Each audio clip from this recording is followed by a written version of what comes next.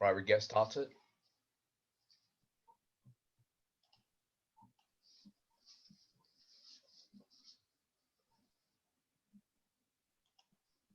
Right, I was saying,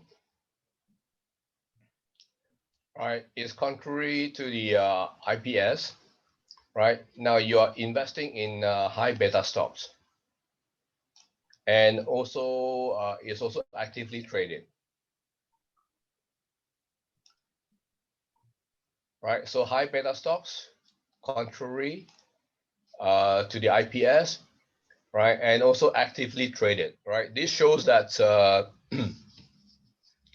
right, Dyson is trying to get more commission. Right, actively traded. Right, actively traded. Right, and then now here there's no change in objective or strategy recommended by Dyson during the year. Okay, so she quietly did some active trading here, right? And also that means and also she has failed to inform her clients of this change, right? Failed to inform the clients of this change, right? now she did some active trading because this means that she would have higher compensation in terms of more commission. Okay, so you can see the conflict of interest here.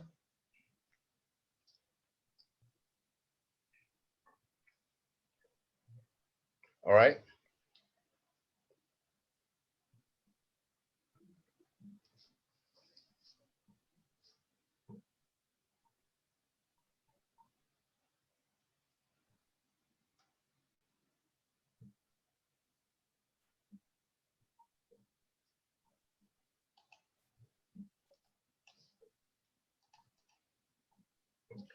Okay, so conflict of interest and compensation arrangement. Has she violated? Yes. Right? I already explained all this, right?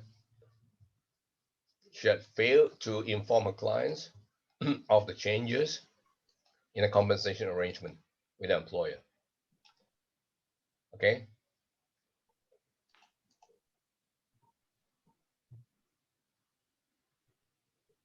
Right. Now, she's also under certain pressure, right, to achieve a short-term performance goal. Okay. Again, this is in conflict with the objective of Dyson's accounts. That means the Dyson's accounts.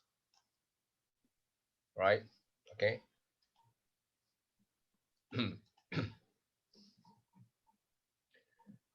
Right. Gary is a representative with Bengal International, a registered broker-dealer. Okay. Carter is approached by a stock promoter for Badger Company who offers to pay Carter additional compensation for sales to his clients of Badger Company stock. Carter accepts the stock promoter's offer but does not disclose the arrangement to his clients or to his employer. Right. Does not disclose. And Carter sells the shares of the stock to his client. Right. So basically, right, Carter is receiving additional compensation, right?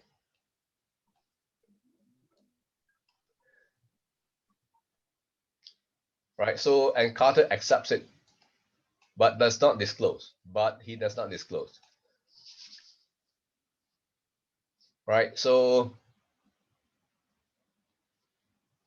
right, because of this additional secondary interest, right? Jesus, sorry.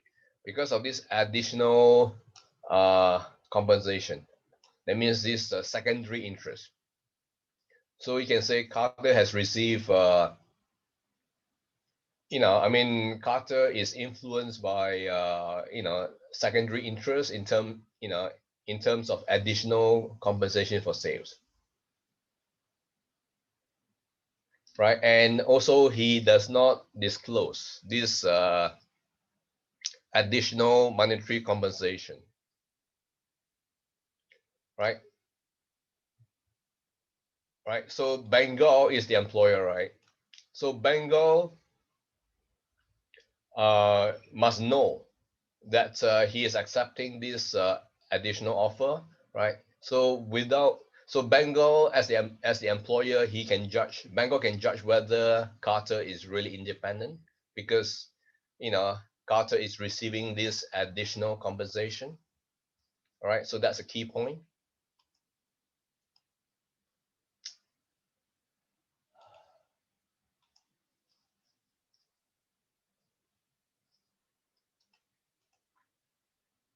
All right, conflict of interest and compensation arrangement. Has he violated? Yes. Right, so he has violated by failing to disclose that he is receiving additional compensation. So if he did not disclose, right, clients are unable to evaluate, right, whether he's really objective, right? So this is a client, right? Now employer, right? So both sides, he has failed to disclose to the client, also failed to disclose to the employer, right? So this part here, right, Carter is required by this standard, to disclose this arrangement to his employer. All right, so clients also should know, employer also should know about these additional compensation arrangements.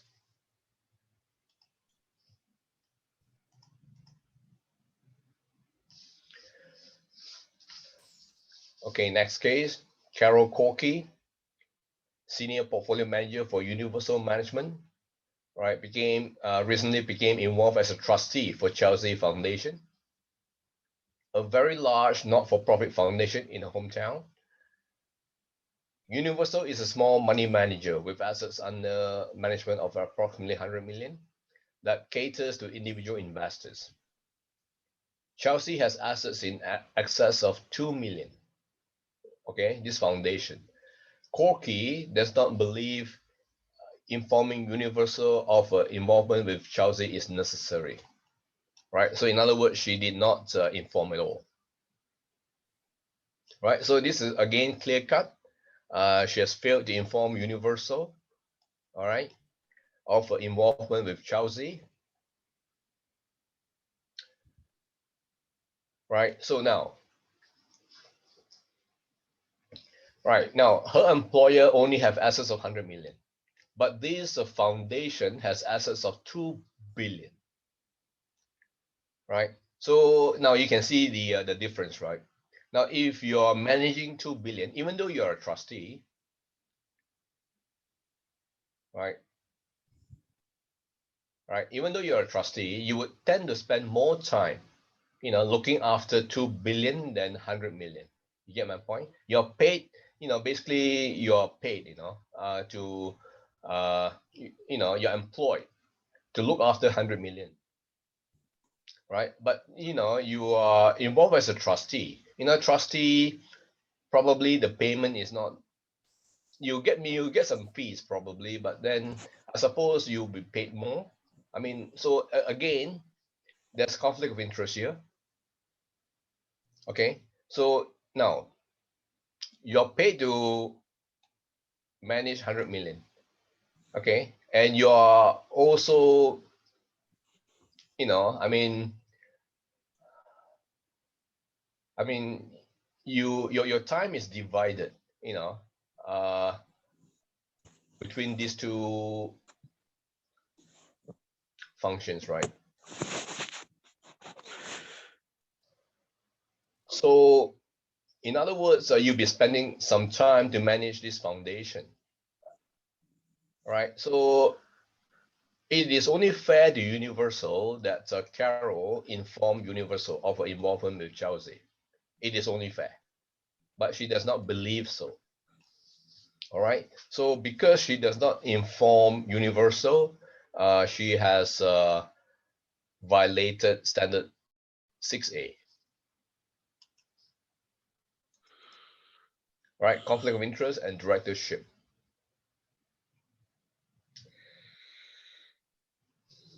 right? So this word here should be, well, I mean, being a senior portfolio manager may not be directorship, may not be, right? So here, this directorship here probably referred to as a trusteeship, as a trustee, right? As a trustee, conflict of interest and being acting as a trustee. So has she violated? Yes, because she has failed to inform Universal, right? As I said, right, this is quite large, 2 billion, right? The endowment is 2 billion. So the new role as a trustee could be time consuming, right? To the possible detriment of Corky's primary duties at Universal, right? Moreover, as a trustee, may be involved in investment decision at Chelsea, right? So this is taking away a lot of time. So that means Corky has to inform Universal that she's a trustee at Chelsea. All right. Okay. So she should disclose how much time she's taking at Chelsea. In other words. All right.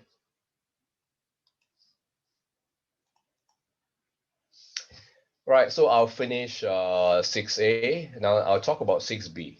Priority of transactions here.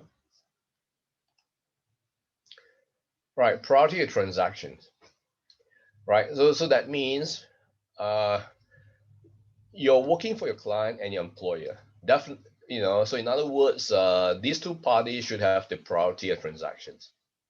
Okay. Investment transactions for clients and employers must have priority over investment transactions in which the member is a beneficial owner. That means over your own transactions, in other words.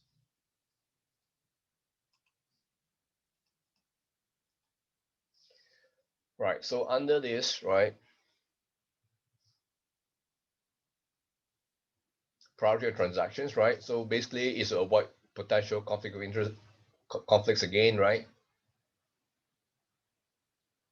Right. Your personal trading is secondary, right, to trading for clients. Okay. Your clients is more important, right? So there's some standards to be upheld for non-public information. What are they? And the impact on all accounts with beneficial ownership, right? So these are the highlights of this section here. Right, priority of transaction. As I've said, right, clients and employers' interests have priority over your personal financial interests, right? This is the first point, right? So again, you must aim to prevent any potential conflict of interest or the appearance of conflict of interest, right, with respect to personal transactions. So if you try to avoid the appearance of conflict of interest, right, it's better for you not to trade, right? Better for you not to trade at all. So you have to make some sacrifice. Right. So now the thing is, it is not entirely unethical about making money from personal transactions, right? It's not entirely unethical, right? So as long as your client is not disadvantaged by the trade, right? That means you, right, the investment professional, does not benefit personally from trades undertaken for clients. Okay, so you must not have any vested interest. Right. Number three, the investment professional complies with the applicable regulatory requirements. Right. So as long as you comply with these three conditions, it is not entirely unethical about making money through personal transactions.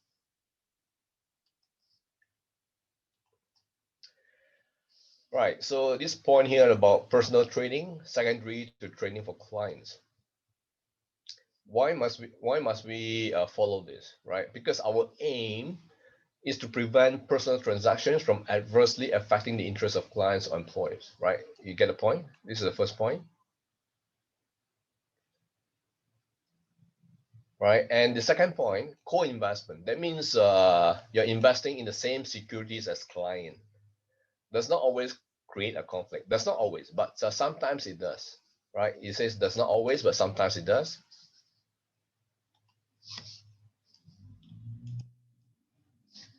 Right. Now we talk about the standards for non-public information. Right. So this is already covered in the previous standards, right? The investment professional is prohibited from conveying material non-public information to any person who might benefit from this material non-public information, because again, this will conflict. This is conflict of interest again. Okay. Now, impact on accounts with beneficial ownership. Right. So here, this statement means that you let your clients and employers have the first go, right?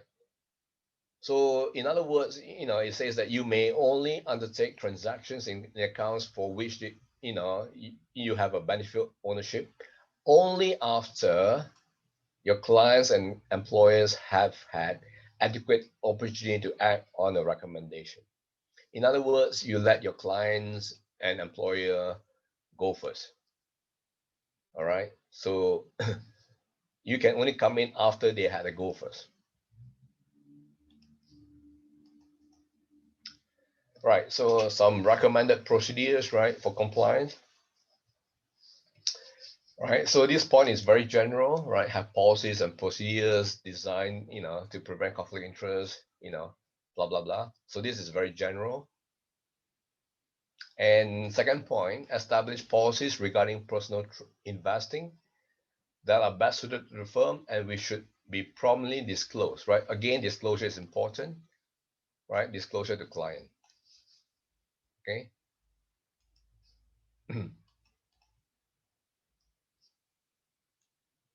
Right. So here there are certain basic procedures to follow, right? So it's best to have limited or non-participation in equity IPO.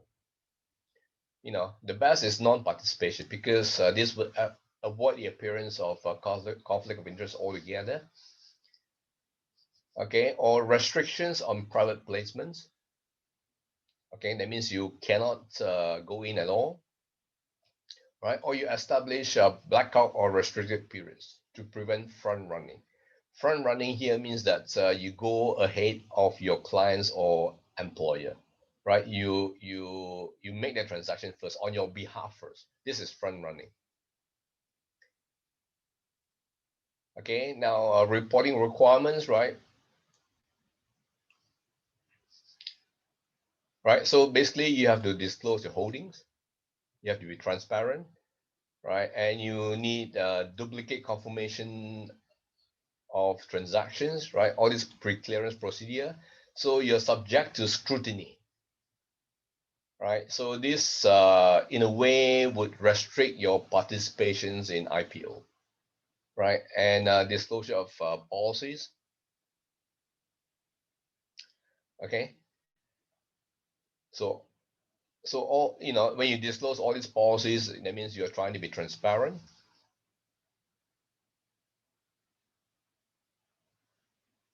Okay.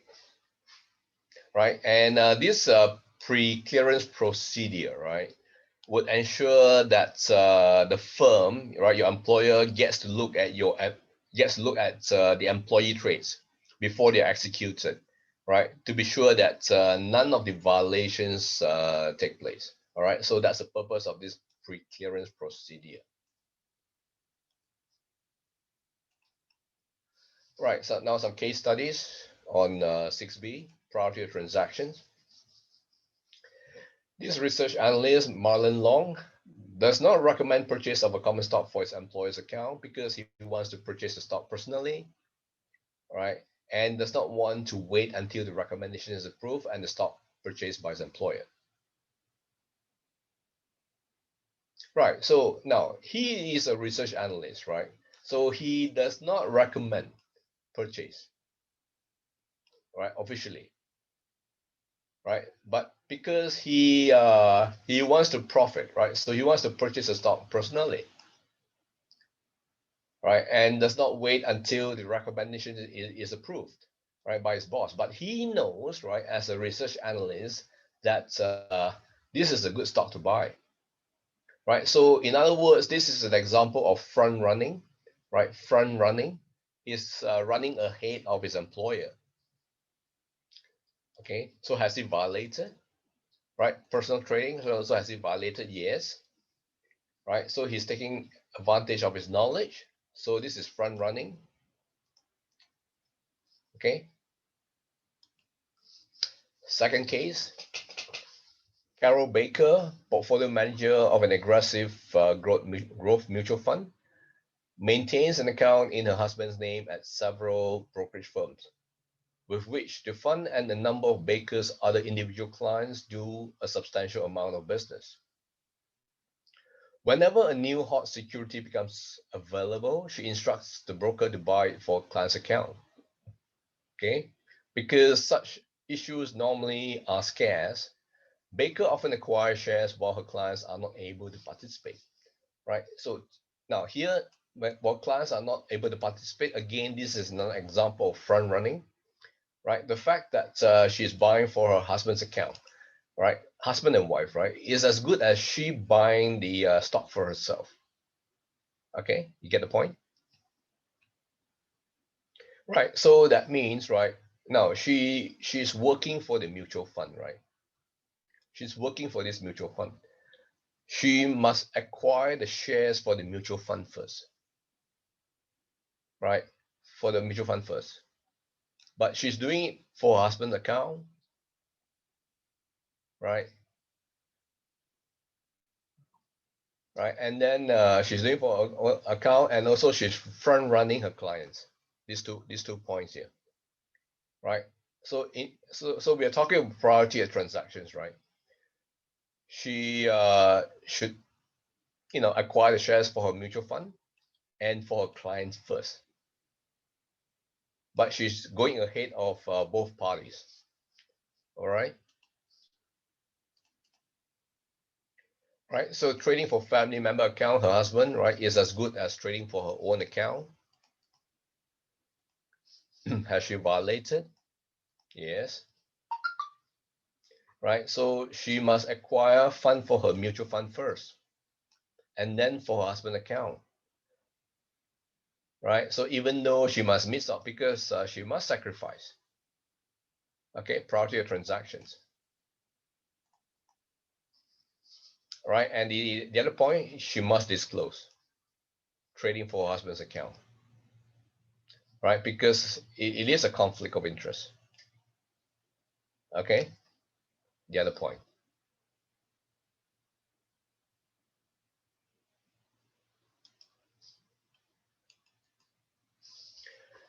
Right. Erin Toffler, portfolio manager at Esposito Investments, manages a retirement account established with the firm by her parents.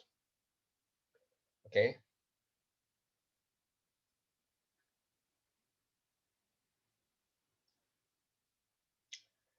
Right. So whenever IPOs become available, she first allocates shares to all her other clients for whom the investment is appropriate. Only then does she place any remaining portion in a client's account if the issue is appropriate for them. Right? She has adopted this procedure so that no one can accuse her of favoring her parents. Yeah, in a way, she's good, but this is the funny part, right? She's trying to adhere to standard 5B, but she's overdoing it, right? In the sense that she is discriminating against her own parents because her own parents are also a client, right, of Esposito, right? So you cannot discriminate against. She cannot discriminate against her own parents, right? Probably she has misinterpreted this standard. Okay. So in other words, right, family accounts should be treated as equal, as equal. That's the important part. Okay. So has Toffler violated this standard? Yes. right? So by breaching her duty to her parents, she should treat the parents as equal to her clients. She cannot treat her parents differently, right? Yeah, I mean, she got a good point. She doesn't want to give the appearance of conflict of interest. But then again, she must not discriminate against her parents because her parents are fee-paying clients of Esposito. So that means the parents are entitled to the same treatment as any other client, right?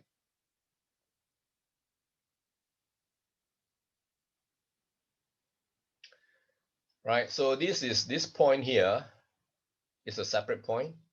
It's not necessary for your answer, right? So here I'm just saying if Toffler has beneficial ownership in the account, however, right, in the passage we don't know, right? So if she has beneficial ownership in the account and Esposito has pre-clearance and reporting requirements for personal transaction, right? She have to do all this. Yeah, I mean, all right. But the main point is here, right? That she's discriminating against her parents.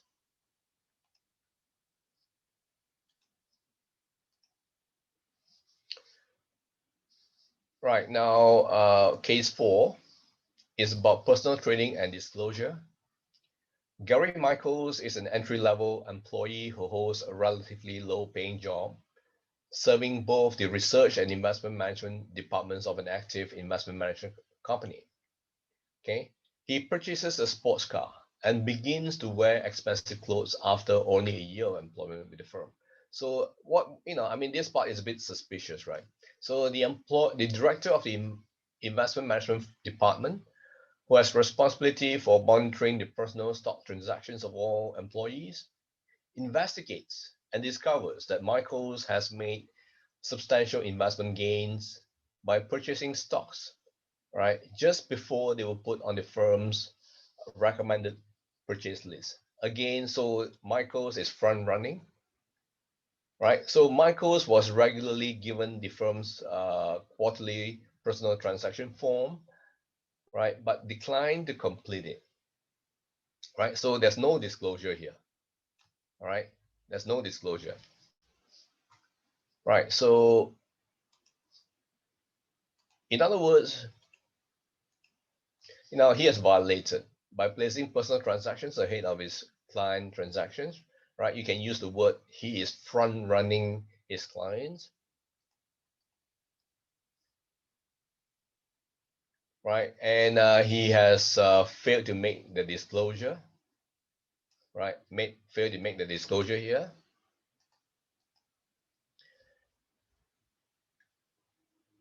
right? So this is a separate comment about violation of 2A, right? This is something separate altogether, right? So he has also violated 2A.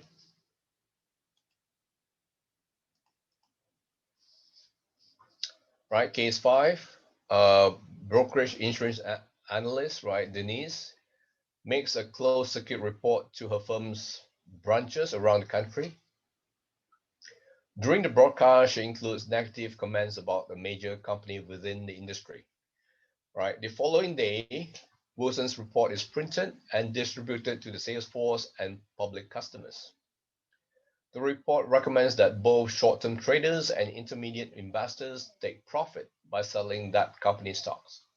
7 minutes after the broadcast, Alan Riley, head of the firm's trading department, closes out a long call, right?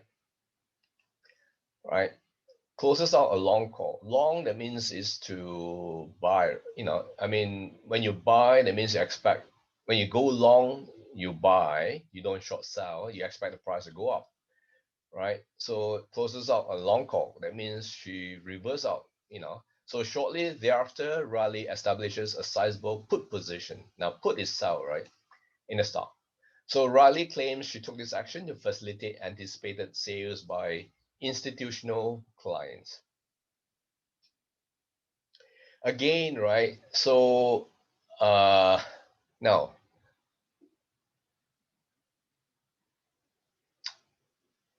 this is about Riley, more about Riley, right?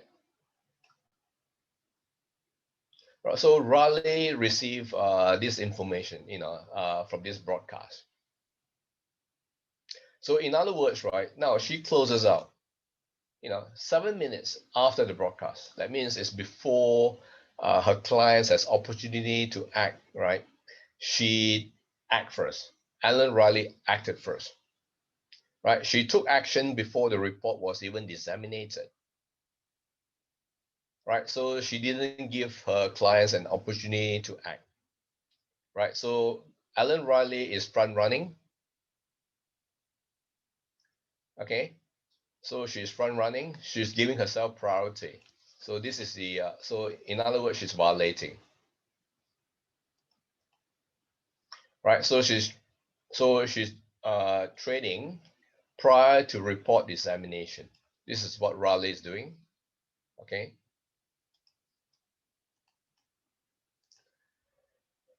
So yes, she has violated, right? Because she she's engaged in front running.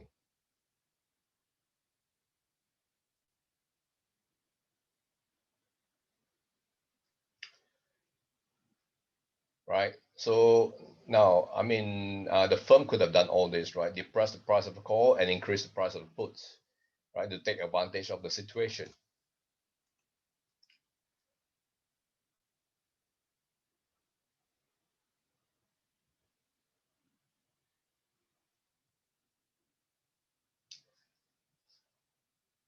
Right? So the firm could have avoided a conflict of interest if it had waited.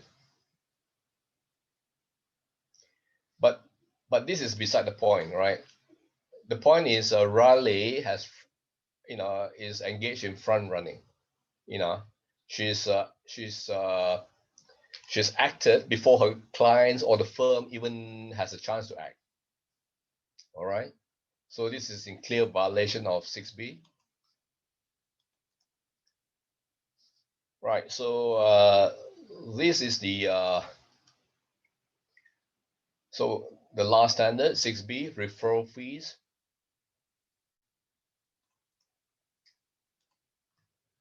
Right. So the gist of 6B, right? You must disclose to employer, clients, or prospective clients as appropriate, right? Any compensation, right? So we're talking about referral fees, right? When you refer something to somebody, you probably get some referral fees, right? Okay, so you must disclose all these referral fees, right? So these referral fees, you can call them compensation, right? Consideration or benefit received, right? For recommending. If you recommend your product or service, you may get referral fees. So the key point here is that you must disclose, right? These referral fees. Right, so you're obliged to disclose the nature of the referral fees, right? Because you should show impartiality of any recommendation of services, right? So if you disclose all these referral fees, right, this would show the full cost. Okay, this will show the full cost. Right. So when we talk about referral fees, right, the nature of referral fees, the referral fees can be a flat fee, a flat fee, an absolute amount, or it can be on a percentage basis.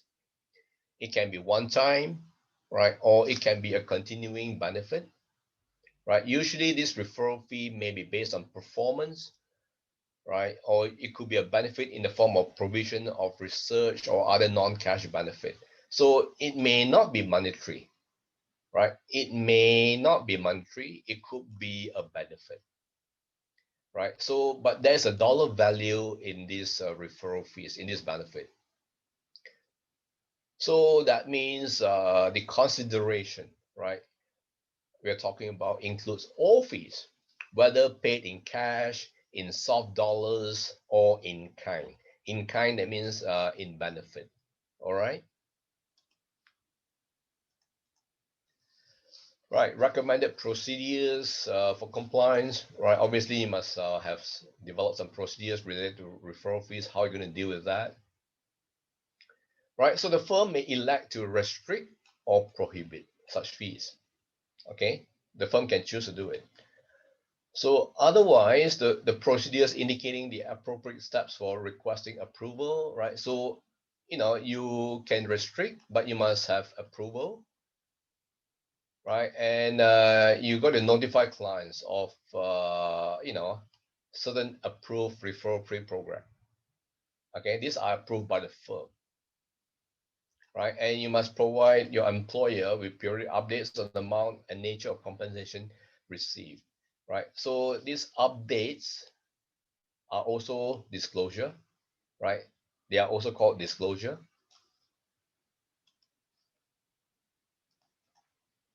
Right, some case studies. James Hanley, right, works for the trust department of Central Trust Bank. He receives compensation for each referral, right? So we're talking referral fees here. He makes the Central Trust brokerage and personal financial management department that results in a sale. All right. So the referral must result in a sale for you to get referral fees, right? There must be a sale because the other party must make money before they give you some referral fees, right? So he refers several of his clients to the personal financial management department. Okay, he refers but does not disclose the arrangement within Central Trust to his clients. So he did not disclose to the client. All right. So this issue is about disclosure of interdepartmental referral arrangement. Right. So he refers to the department, right? Okay.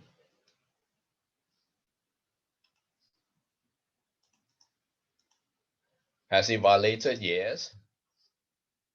Right. Because he did not disclose.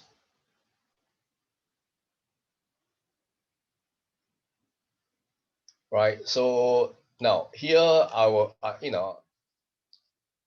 it says, right, does